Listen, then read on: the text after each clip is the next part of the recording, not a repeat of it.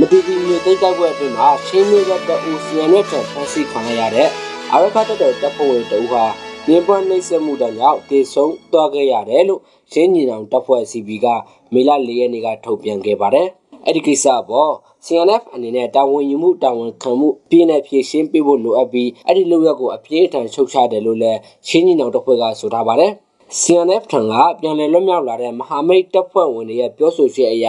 ရန်သူတပ်ဖွဲ့နင်းလန်းမျိုးစုံနဲ့ညှဉ်းပန်းနှိပ်စက်ခဲ့တာကြောင့်တေဆုံးသွားခဲ့ရတာဖြစ်တယ်လို့ရှင်းညီနောင်အဖွဲ့ကပြောထားပါတယ်။အဲ့ဒီကိစ္စနဲ့ပတ်သက်လို့တေဆုံးသွားတဲ့အေတပ်သားဟာကျမ်းမာရေးကြောင့်သာဖြစ်ပြီးနှိပ်စက်ညှဉ်းပန်းတာမရှိဘူးလို့ CNF ပြောခွင့်ရဇလိုင်းထက်နေက DMG ကိုပြောပါတယ်။အဲ့ဒါပြင်ညှဉ်းပန်းနှိပ်စက်မှုကြောင့်တေဆုံးသွားခဲ့ရတယ်လို့ပြောဆိုမှုတွေဟာမဟုတ်မှန်တဲ့ဝေဖန်မှုတွေဖြစ်ပြီးဖမ်းဆီးသူတွေကိုခန်းစားပိုက်ခွင့်အတိုင်းဆောင်ရွက်တယ်လို့လည်းသူကဆက်ပြောခဲ့ပါတယ်။အဲ့ဒီကိစ္စနဲ့ပတ်သက်ပြီးတော့အာရခတ်တော်ပြောခွင့်ရဥခိုင်ဒုက္ခကို DMG ကဆွတ်တယ်မင်းမြန်ထားပေမဲ့ပြန်လည်ဖြေကြားတာမရှိသေးပါဘူး။ပြီးခဲ့တဲ့2024ခုနှစ်ဇွန်လမှာဖမ်းဆီးခဲ့တဲ့အေတပ်သား2ဦးကိုမူရဲစေဝါတုံးဆွဲပြီးစက်တိုက်ကြောင်းနဲ့မရိမှုတွေကျူးလွန်ကြောင်းထုတ်ပြောခိုင်းတဲ့ဗီဒီယိုဖိုင်ကို CNF က2024ဩဂတ်လ1ရက်နေ့မှာထုတ်ပြခဲ့ပါတယ်။ AA ဘက်ကတော့ CNF ဟာ AA တပ်သား2ဦးကိုနှိပ်စက်ညှဉ်းပန်းမှုတွေလုပ်ခဲ့တယ်လို့ခိုင်မာတဲ့သတင်းအရင်းမြစ်တွေစီကရရှိထားတယ်လို့ AA ကပြောထားပါတယ်။ CNF ဟာ AA ကိုလုတ်ကြံတိုက်ခိုက်နေတာဖြစ်ပြီးအဲ့ဒီလိုရအတွက်တာဝန်ယူမှုတာဝန်ခံမှုရှိရမယ်လို့ AA ပြောခွင့်ရဥခိုင်ဒုက္ခက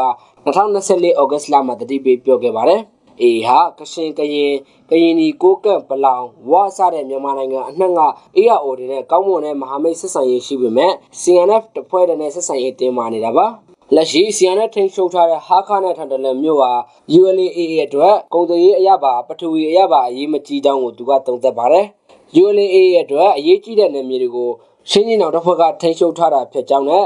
ULA အနေနဲ့အစောကတည်းကဆက်ဆံရေးတည်ဆောက်လို့တဲ့ဆန္ဒမရှိတာအလုံးမဖြစ်တဲ့ခက်ဟောင်းနိုင်ငံရေးသမားတွေနဲ့မဟာမိတ်ဖွဲ့တာထက်ရွယ်သူလူငယ်တွေကိုပံ့ပိုးပေးကျင်တာတွေကြောင့် CNF နဲ့ဆက်ဆံရေးမတည်ဆောက်တာဖြစ်တယ်လို့ရှင်းနိုင်ငံရေးလေးလာစောင့်ကြည့်နေသူရှင်းလူငယ်ဘွေလျက်ထံကသုံးသပ်ပါတယ်။ CNF ဥဆောင်တဲ့ရှင်းလန်းကောင်စီဟာပလက်ဝဒေသကိုအာရခတပ်တော်သိမ်းပိုက်ထားမှုနဲ့ပတ်သက်ပြီးပလက်ဝဒေသကနေAAနောက်ဆုတ်ပေးဖို့ကြေညာချက်ကို2024ဇွန်လ10ရက်နေ့ကထုတ်ပြန်တောင်းဆိုခဲ့ပါတယ်။ CNF နဲ့ AA တို့ဟာလက်တလုံးမှာဆက်ဆံရေးတည်ဆောက်လို့တဲ့ဆန္ဒမရှိတာကြောင့်နှစ်ဖွဲ့အကြားအနာဂတ်ဆက်ဆံရေးပုံမှုပြေးထန်လာနိုင်တယ်လို့နိုင်ငံရေးလူတွေကသုံးသပ်ကြပါတယ်။ CNF နဲ့ CP ကြားမှာလည်း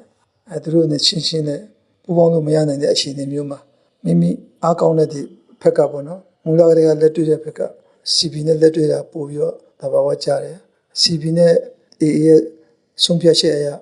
ရှင်းပြည်နိုင်ငံရေးကိုတိစောက်သွားတာအကောင်းဆုံးဖြစ်မယ်လို့မြင်ပါတယ်လက်ရှိဆက်အာဏာရှင်ပြုတ်ကျရေးတော်လှန်နေချိန်တော်လှန်ရေးအင်အားစုတွေကြားဘုံရန်သူတူညီချက်တစ်ခုကိုအခြေခံပြီးတော့ဆက်ဆံရေးကောင်းမွန်စေဖို့ဆွေးနွေးညှိနှိုင်းမှုတွေပြုလုပ်တင်တယ်လို့နိုင်ငံရေးလေ့လာသူတွေကသုံးသပ်ကြပါတယ်ခင်ဗျာ